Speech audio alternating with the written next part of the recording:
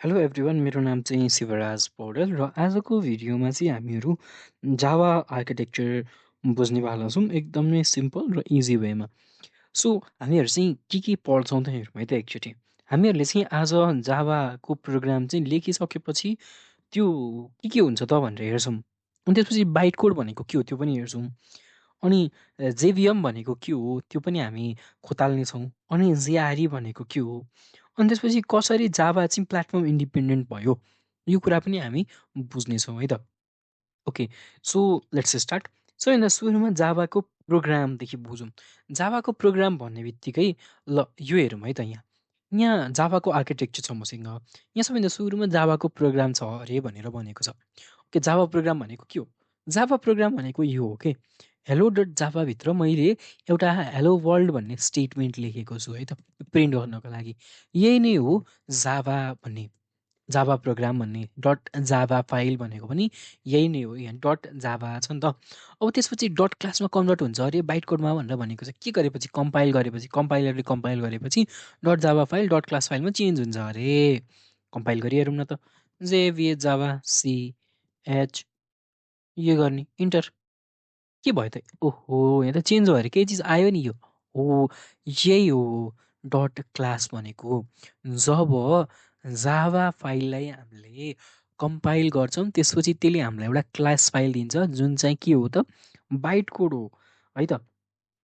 जस्तै Java file dot Java file human readable फर्ममा थियो नि त। यो dot Java file human readable फर्ममा थियो है त। त्यस्तै बाइट कोडमा चाहिँ कन्भर्ट गर्छ, आफ्नो आफ्नो बाइट कोड हुन्छ सबै कुराको लागि है त।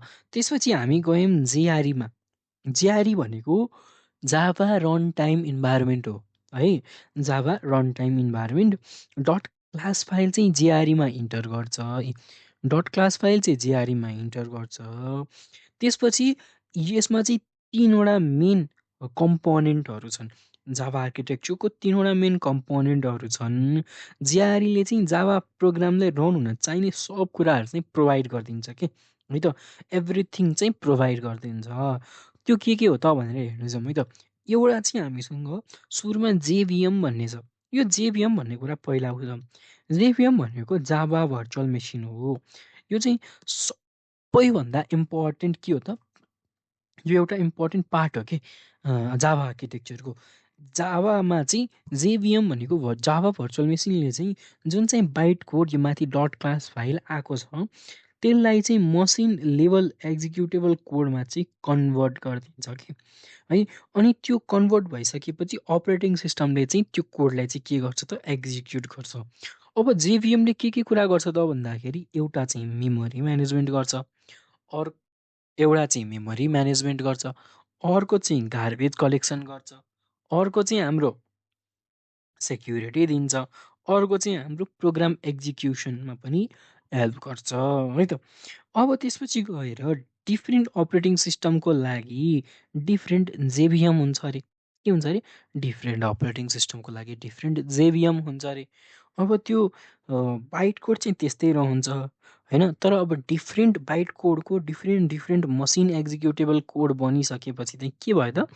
हाम्रो प्लेटफर्म इन्डिपेन्डेन्ट भयो कि।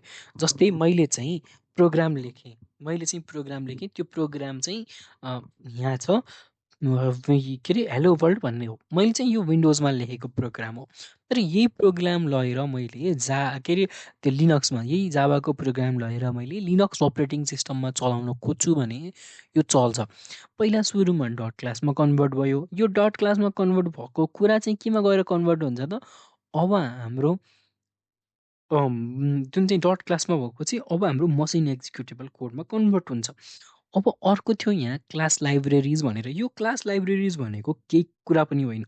यो बिल्ड इन क्लास लाइब्रेरिजहरू हो कि, बिल्ड इन हुन्छ जुन चाहिँ जाभाले प्रोभाइड गर्छ। सी प्लस प्लसमा पनि बिल्ड इन लाइब्रेरिजहरू थियो, त्यही नै हो कि। त्यो चाहिँ के हो भन्दाखेरि इक्जाम्पल दिन्छु है त म।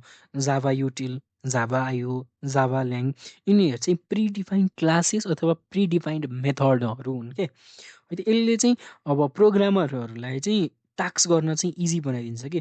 केही प्रोग्रामिङ टास्क छ भने त्यो टास्क गर्न एकदमै इजी बनाइदिन्छ। जस्तै प्रिन्टिङ आउटपुट है त, यो प्रिन्टिङ आउटपुट, त्यसपछि गएर taking input, file handling, collection, networking, यस्तो कुराहरूमा चाहिँ हेल्प गर्छ। अर्को भनेको जाभाको अदर रन टाइम फाइल्स छ यहाँ। यो अदर रन टाइम फाइल छ।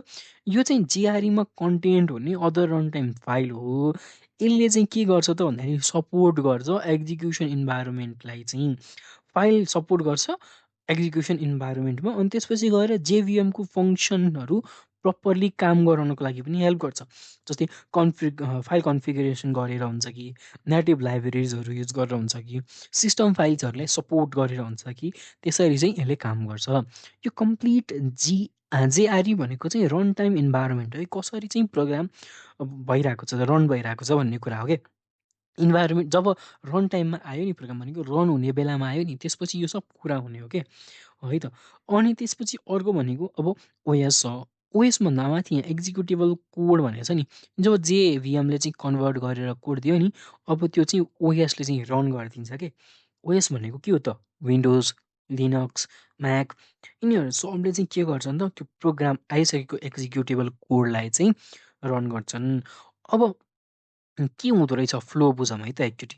यो फ्लो भनेको जाभा प्रोग्रामबाट कम्पाइलरमा गयो, कम्पाइलरले डट क्लास फाइल बनायो, त्यसपछि जेआरईमा गयो, जेआरईभित्र चाहिँ जेभिएम हुन्छ, जेभिएमले चाहिँ एक्जिक्युटेबल कोडमा कन्भर्ट गर्यो, अपरेटिङ सिस्टमले त्यसलाई एक्जिक्युट गर्यो। अब सबैभन्दा सुरुमा एउटा कुरा एकदम मजाले क्लियर भएर बुझौँ। जेभिएम भनेको चाहिँ एक्जिक्युट बाइट कोड, जेआरई भनेको चाहिँ provide environment to run Java program, JDK भनेको चाहिँ के हो त भन्दाखेरि provide tools to develop Java program. मैले भनेको कुरा बुझ्नुभयो कि भएन? जेभिएम भनेको चाहिँ एक्जिक्युट गर्छ बाइट कोडलाई, जेआरईले चाहिँ के दिन्छ त भन्दाखेरि इन्भाइरोमेन्ट प्रोभाइड गर्छ जाभाको प्रोग्रामहरू रन हुनलाई।